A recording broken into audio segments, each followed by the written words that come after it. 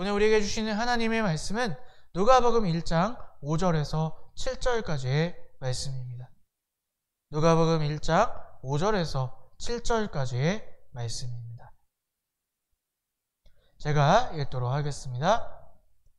유대왕 헤롯 때에 아비야조에 배속된 제사장으로서 사가랴라고 하는 사람이 있었다. 그의 아내는 아론의 자손인데 이름은 엘리사벳이었다. 그 두 사람은 다 하나님 앞에서 의로운 사람이어서 주님의 모든 계명과 규율을 흠잡을 데 없이 잘 지켰다. 그런데 그들에게는 자녀가 있었다. 엘리사벳이 임신을 하지 못하는 여자이고 두 사람은 다 나이가 많았기 때문이다. 아멘.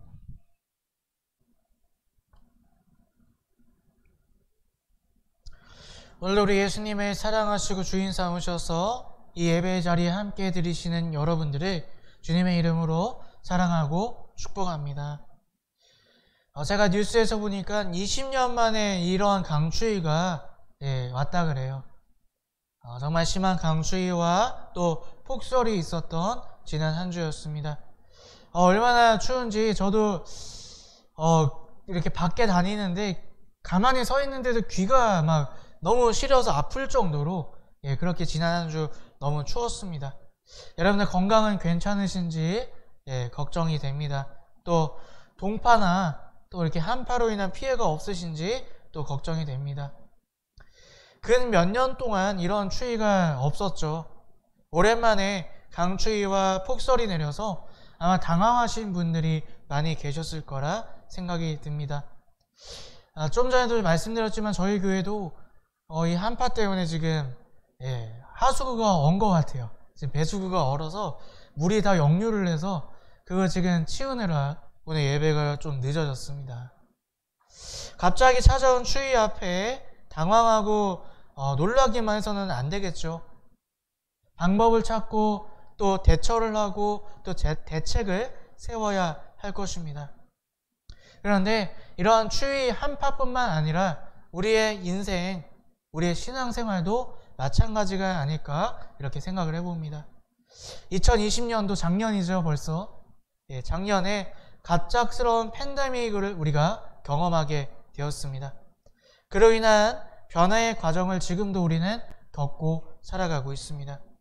갑작스러운 전염병의 출현으로 우리의 경제적, 사회적, 문화적으로 많은 것들이 바뀌어졌습니다.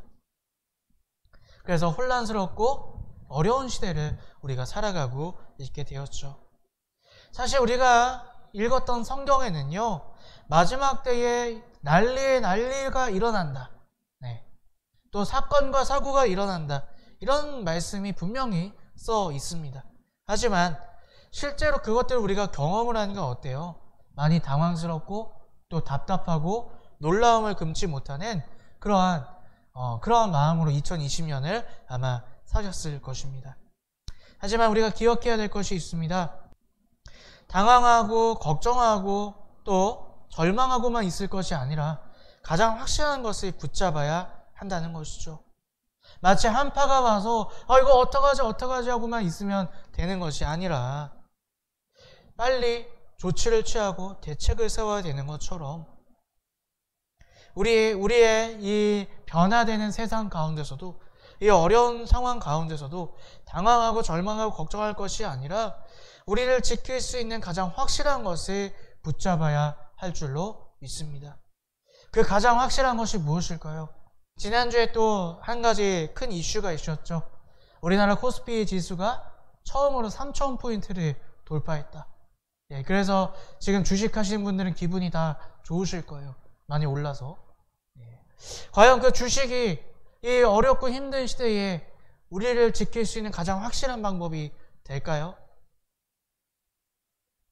그렇지 않습니다. 우리 인생의 가장 확실한 것, 우리를 지켜줄 수 있는 가장 확실한 것은 이 세상의 모든 문제를 이기신 예수 그리스도밖에 없는 줄로 믿습니다. 또한 한 번도 그것이 틀린 적이 없고 바뀐 적이 없는 그 하나님의 진리의 말씀밖에 없는 줄로 믿습니다. 그래서 이 혼란한 시기 가운데 가장 확실한 것, 예수님으로, 말씀으로 우리가 넘어지지 않고 중심을 붙잡고자 이렇게 2021년 연간 주제를 중심 잡기, 내 마음에 예수 그리스도가, 또 내 삶에 말씀이라는 부제를 가지고 중심 잡기라는 연간 주제를 우리가 잡게 되었습니다. 그래서 오늘부터 이 주제에 맞추어서 우리가 매주에 함께 말씀을 나누어 보고자 합니다. 오늘 이 주제에 맞춰 나누는 첫 시간, 먼저 이 질문을 여러분들에게 한번 드려보고 싶습니다. 내 마음의 중심에 정말 예수 그리스도가 계십니까? 또 이 시대 가운데 예수 그리스도가 답이라고 정말 믿고 계십니까? 여러분, 이 질문을 먼저 여러분들 마음 가운데 한번 직접 해보셨으면 좋겠습니다. 우리는 예수님을 구원자로 고백합니다. 그런데 그 구원, 그 십자가의 사건은 무엇을 의미하는 것일까요? 그것은 단순히 아주 단적으로 우리의 죄를 사해 주셨습니다. 물론 간단하게 이야기하자면 그거겠지만, 십자가에서 예수 그리스도가 구원해 주셔서 우리의 구원자가 되어 주신다는 의미는 우리의 과거, 현재, 미래의 모든 죄와 모든 고통과 모든 문제를 예수 그리스도께서 해결해 주셨다는 의미를 가지고 있는 줄로 믿습니다. 과거의 우리의 상처를, 우리의 아픔을, 그래서 비뚤어진 우리의 성격과 우리의 생각을 십자가에서 예수님께서 해결해 주셨다는 거예요. 현재의 돈으로, 관계로, 또 건강으로 어려움을 겪고 있는 우리의 그 문제, 우리의 그 상한 마음을 예수님께서 십자가에서 해결해 주셨다는 것입니다. 또 내일을 어떻게 살아야 할지 앞에 놓인 우리가 알 수 없는 그 미래에 대한 걱정과 두려움을 예수님께서 십자가에서 이미 해결해 주셨다는 것입니다. 그것이 바로 십자가의 은혜, 예수님이 우리의 구원자 되심을 고백할 수 있는 이유라는 것입니다. 그러므로 예수 그리스도만이 이 팬데믹 시대, 그 가운데 여전히 우리와 함께 계시고 우리를 사랑하시고 우리를 위로하시고 우리에게 새 힘을 주실 수 있는 유일하신 분이심을 여러분 믿으시기를 주님의 이름으로 축복합니다. 그렇다면 약한 자를 사랑하시고 가난한 자를 위로하시고 병든 자를 고치시는 그 예수님의 너무나 귀한 사랑과 위로, 그 은혜가 가장 잘 나타나 있는 성경은 어디일까요? 예수님의 모습이 나와 있는 복음서 4개 중에 하나가 아닐까 생각을 합니다.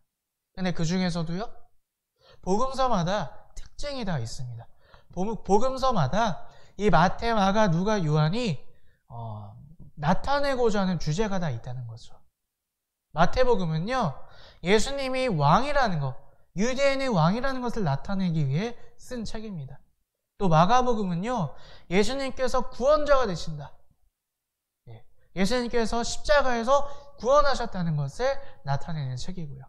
누가복음은 인자, 예수님이 사람의 옷을 입고 이 땅에 오셔서 우리와 함께 하시고 우리를 사랑해 주시고 또 십자가에서 우리의 인간의 모든 고통과 아픔을 해결해 주셨다는 것을 나타내는 책입니다.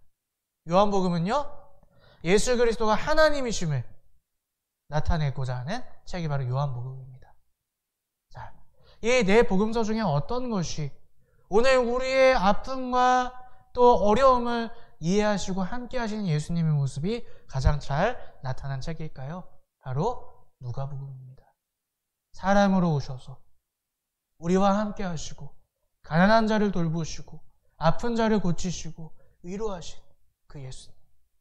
그래서 오늘부터 우리가 누가복음을 통해 사람의 모습으로 오셔서 함께 아파하시고 함께 고통을 겪으시고 우리를 위로하시고 사랑하시고 그리고 결국 십자가에서 그 모든 문제를 해결해 주신 그 예수님을 우리가 한 주 한 주 이렇게 우리가 만나며 또 깨달으며 함께 은혜 받으며 나아가기를 원합니다.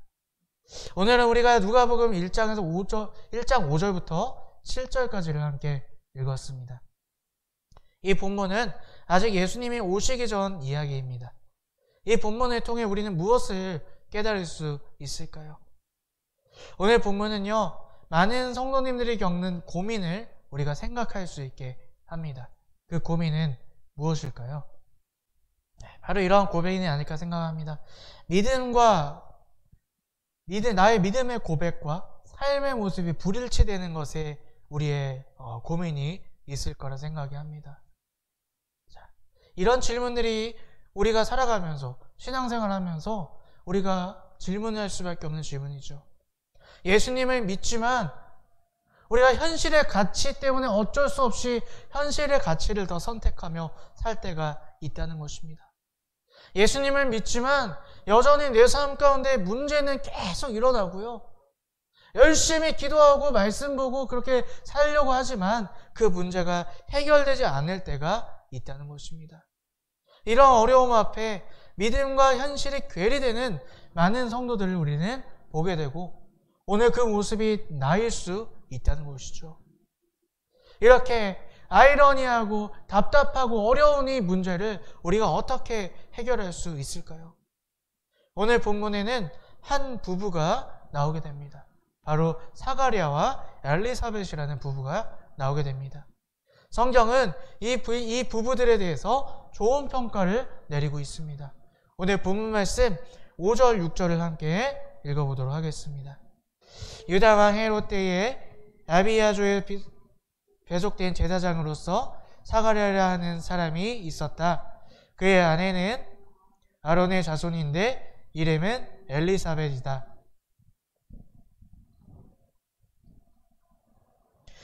그 두 사람은 다 하나님 앞에서 의로운 사람이어서 주님의 모든 계명과 규례를 흠잡을 데 없이 잘 지켰다. 아멘. 자, 먼저 사가랴와 엘리사벳에 대해서 성경은 좋은 집안을 칭찬하게 됩니다. 먼저 사가랴는요, 이 사가랴라는 이름은 구약시대의 스가랴라는 이름과 같은 이름입니다. 그 뜻은요, 여호와께서 기억하시다라는 뜻을 가지고 있습니다. 그의 직업은 무엇입니까? 제사장이에요. 그런데 오늘 본문에서 5절에 보니까요, 아비야조에 배치된 제사장 이렇게 소개하고 있습니다. 자, 아비야조에 배치되었다는 것은 무슨 뜻이냐면 이 사가랴가요, 정통 계보를 잇는 제사장이라는 거예요. 다윗 시대 이후로 이 제사장을 24개, 오늘날로 치면 가문 같은 거죠. 24개 조로 나누어서 한 조마다 1년에 2주씩 이 성전 일을 돌보게 했다고 합니다. 그 24개 조 중에 이 아비야조라는 곳에 이 조에 사가랴가 속하게 되었다는 것이죠. 바로 정통 제사장 역할을 다하는 사람, 그 사람이 사가랴라고 성경은 말하고 있는 것입니다. 또한 그의 아내 엘리사벳은요, 아론의 후손이라고 이야기를 해요. 그리고 그 엘리사벳이라는 이름의 뜻은 하나님이 맹세하신다, 하나님이 약속하신다라는 뜻을 가지고 있습니다. 이 엘리사벳 또한 아론의 후손, 제사장 집안 출신이라는 것이죠. 사가랴, 엘리사벳 모두 명망 있는 제사장 집안 출신이라는 것을 성경은 말하고 있습니다. 또한 이들은요, 하나님 앞에서 의로운 사람이다 이렇게 말하고 있습니다. 6절이 나와 있죠. 하나님께서 이 두 사람을 의롭다고 인정하고 계시는 거예요. 모든 계명과 규율을 흠잡을 데 없이 잘 지켰다. 성경은 그렇게 이야기하고 있습니다. 모든 계명과 규율을 지켰다는 것은 단순히 바리새인들처럼 행위만 온전히 했다는 소리가 아닙니다. 이 원어를, 계명과 규율의 원어를 살펴보면 하나님의 법, 또 하나님이 옳게 보시는 뜻, 이런 뜻을 가지고 있습니다. 그들의 삶이 하나님의 뜻을 행하며 살았다는 거예요. 다시 말해서 정말 하나님께서 인정하시는 온전한 의인의 모습으로 하나님을 향한 믿음도 그 마음속에 확실히 있고 그의 삶도 하나님을 믿는 자의 삶처럼 그렇게 행하며 하나님을 진정 사랑하며 살았다는 것입니다. 자, 여기까지만 보면 정말 이상적인 믿음의 가정처럼 보입니다. 그렇죠? 마음과 고백과 삶이 하나님 안에서 일치된 하나님의 의인이라 인정하시는 정말 이상적인 성도의 모습, 성도의 가정처럼 보여지게 됩니다. 근데 어떻게 이렇게 완벽한 성도의 삶을 살 수 있었던 것일까요? 혹시 문제가 없고 평안해서 그렇게 살 수 있었던 것은 아닐까요? 오늘 본문 말씀 7절 말씀을 우리 함께 읽어보도록 하겠습니다. 그런데 그들에게는 자녀가 없었다. 엘리사벳이 임신을 하지 못하는 여자이고 두 사람은 다 나이가 많았기 때문이다. 아멘. 자, 5절, 6절과 반대로 7절에서 그들의 문제가 등장하게 됩니다.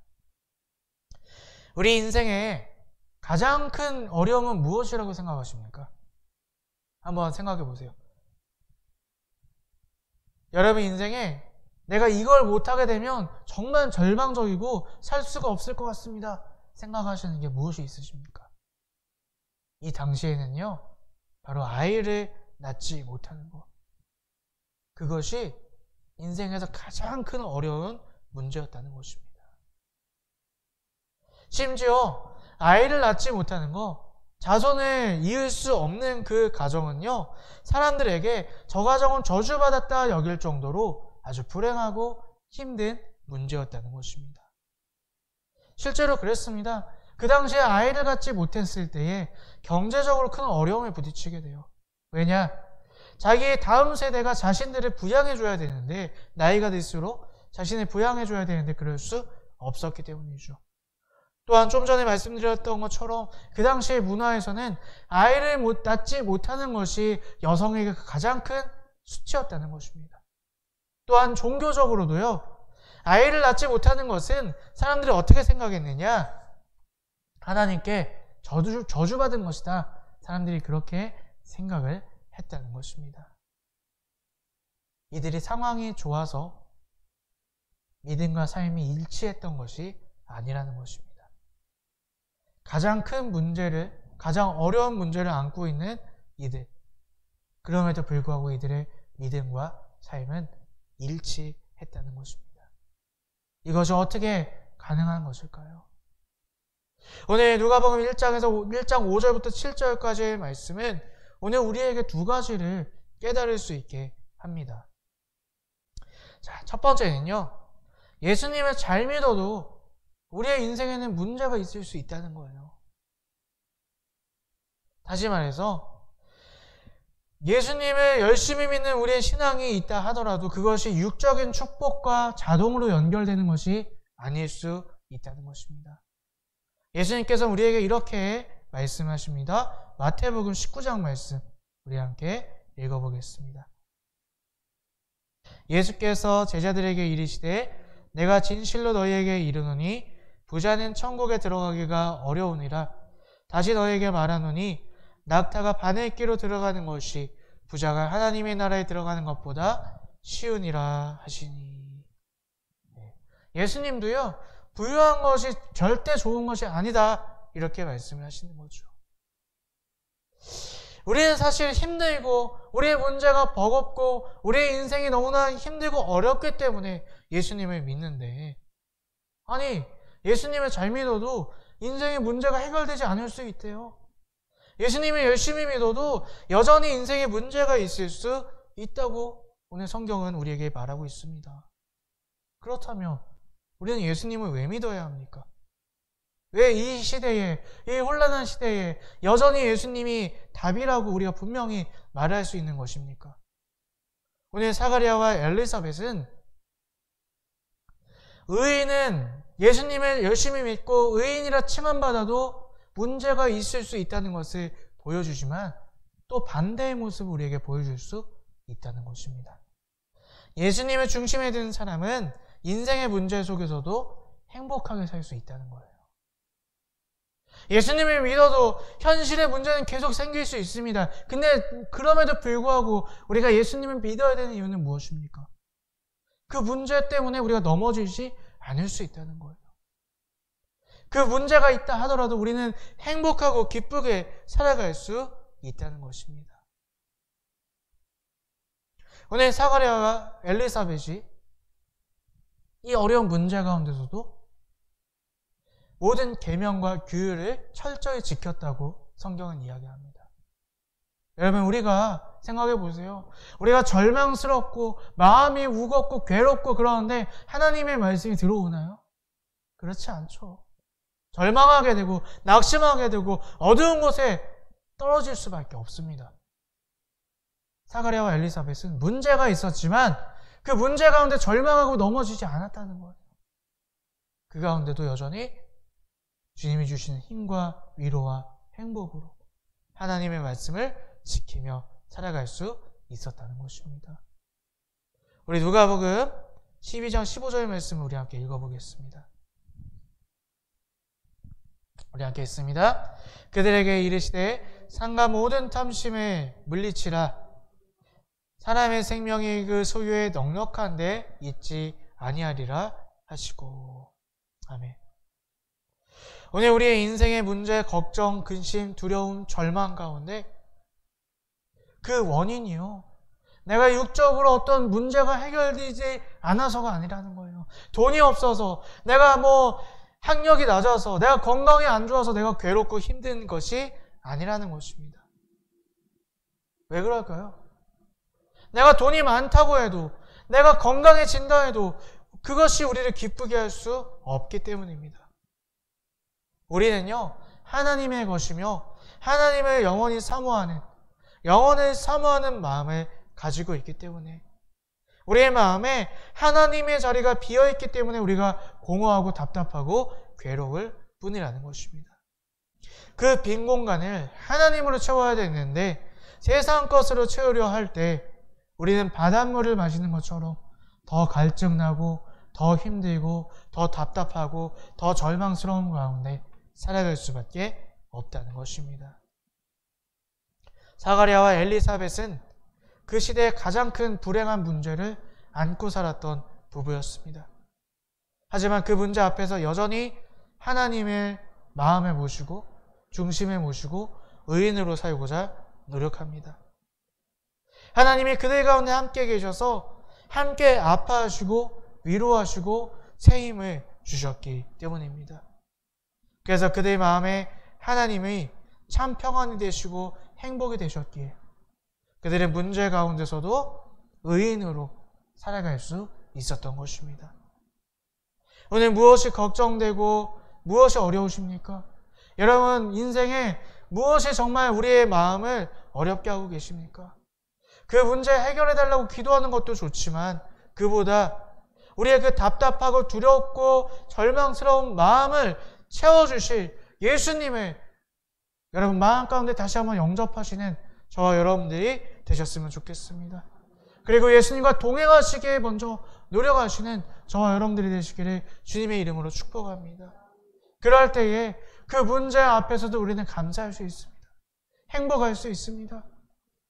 그리고 그렇게 살아갈 때 우리는 우리의 믿음의 고백과 삶이 일치된 참 그리스도인으로 살아갈 수 있게 될 줄로 믿습니다. 자, 그렇다면 신앙생활은 세상의 것들을 다 포기하라는 말일까요? 문제가 있지만 그래도 우리가 마음만 편하면 됩니다. 이것을 이야기하는 것일까요? 우리는 사가랴와 엘리사벳의 다음 부분의 이야기를 알고 있습니다. 사가랴와 엘리사벳은 그 문제를 안고 그냥 그렇게 인생이 끝나지 않았다는 거 우리는 너무나 잘 알고 있습니다. 우리 오늘 본문 뒤쪽에 있는 13절, 14절 말씀을 함께 읽어보길 원합니다. 누가복음 1장 13절, 14절 함께 읽습니다. 천사가 그에게 말하였다. 사가랴야, 두려워하지 말아라. 내 간구를 주님께서 들어주셨다. 내 아내 엘리사벳이 너에게 아들을 낳아줄 것이니 그 이름을 요한이라고 하여라. 그 아들은 내게 기쁨과 즐거움이 되고 많은 사람이 그 출생을 기뻐할 것이다. 아멘. 자, 결국 그들은요, 아이를 갖게 됩니다. 이 이야기는 무엇을 우리에게 설명하고 있는 것일까요? 자, 문제가 있어도 열심히 기도하면 나중에는 결국 하나님께서 그 문제를 해결해 주신다는 이야기일까요? 물론 그 말도 맞습니다. 그런데 우리가 한 가지를 더 생각해 보기를 원합니다. 천사가 사가랴에게 이렇게 이야기를 합니다. 내 간구를 주님께서 들어주셨다. 사가랴가 무언가를 열심히 기도했다는 거예요. 무엇을 기도했을까요?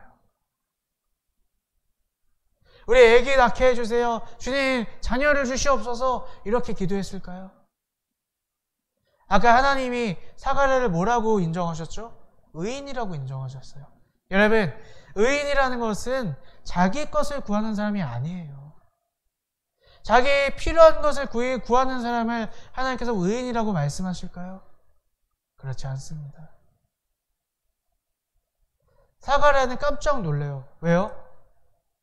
자기는 나이도 많고 자기 아내도 나이가 많고 이미 자녀를 낳을 수 없는데 어떻게 아이를 갖습니까? 이 이야기 속에는 이러한 이야기가 숨겨져 있는 거예요. 사가랴가 아이 달라고 기도했던 것이 아니라는 거예요. 그럼 무엇을 기도했을까요?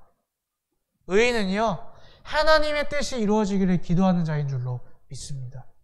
사가랴는 무엇을 기도했을까요? 그 당시에 사람들이 기다렸던 메시아. 메시아가 오셔서 우리 민족을 구원하시고 하나님의 나라를 세우기를 원합니다. 주여 메시아를 보내 주시옵소서. 바로 예수 그리스도의 오심을 이 사가랴가 기도할 때 하나님의 일을 실행하시는 그 도구로 사가랴와 엘리사벳이 쓰임받게 되었던 것입니다. 이것이 바로 온전히 주님을 바라보며 예수를 중심으로 모시는 자에게 하나님께서 행하시는 놀라운 능력인 줄로 믿습니다. 우리의 문제에서 우리의 눈을 띄어서 하나님을 바라보며 의인으로 살고자 노력할 때 하나님의 일을 그 문제를 통해 이끌어 나가시는 분, 그것이 우리 하나님의 능력이라는 것입니다. 여러분 오늘 어떤 문제가 있으십니까? 그 문제보다요 하나님의 뜻을 구하십시오. 하나님의 일이 이루어지기를 간구하십시오. 그럴 때 하나님께서 그 주님의 일을 나를 통해 내 문제를 통해 이루어 나아가실 줄로 믿습니다. 그러한 하나님의 능력을 맛보시는 저와 여러분들이 되셨으면 좋겠습니다. 2021년 우리와 함께 하시는 예수님을 중심으로 삼아 문제 가운데 하나님의 위로와 사랑을 먼저 얻으시는 여러분들 되셨으면 좋겠습니다. 그래서 그 문제 가운데서도 감사할 수 있고 행복할 수 있는 그리스도인의 특권을 누리시기를 바랍니다. 그리고 또 한 가지요. 그 문제 대신에 하나님의 뜻이 내 기도 제목이 되기를 원합니다. 하나님께서 이 땅 가운데 내 삶 가운데 이루시고자 하는 그 뜻을 놓고 함께 기도하며 나아갈 때 하나님의 뜻이 내 문제를 통해 나의 인생을 통해 하나님께서 일하시고 하나님께서 큰 은혜를 우리에게 부어 주실 줄로 믿습니다. 오늘 2021년은요 그러한 놀라운 은혜를 맛보는 그런 해로 살아갈 수 있는 저와 여러분들이 되셨으면 좋겠습니다.